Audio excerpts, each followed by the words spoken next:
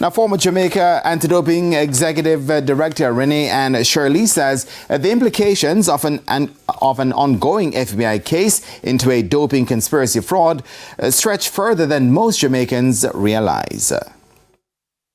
Jamaican World Indoor Relay silver medalist Dwayne Barrett and former Jamaican-born Liberian sprinter O'Neill Wright were recently charged as part of a widening case alleging a conspiracy to supply banned performance-enhancing drugs to athletes preparing for the Tokyo 2020 Olympics. The charges are connected to the case involving American naturopathic therapist Eric Lero, who worked with Nigerian sprinter Blessing Okagbari. The revelations were made after an unsealed indictment recently in the Southern District of New York. Okagbari was banned for 10 years in 2022 for taking human growth hormone and blood booster EPO.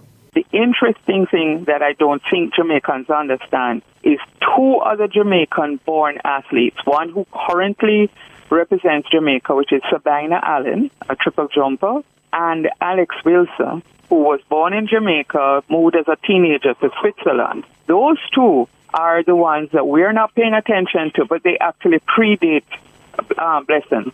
Former Jamaica Anti-Doping Commission JADCO Executive Director Renee and Shirley says there are connections between those athletes and one of the two charged in the FBI's case. Both Sabina and Alex are coached by O'Neill Wright. So right now there are 4 Jamaican-born athletes connected to the Lera case, and we have 2 Nigerians. As for JADCO's capacity to deal with the intricacies of the current landscape, the woman who headed the local anti-doping watchdogs between 2012 and 2013 painted a grim picture. They don't even have a clue as to how sophisticated and how detailed this entire process is. What has happened, I mean, I see them, brushing themselves and, we're the best in the Caribbean and this and that and there. The problem is they're dealing on the surface.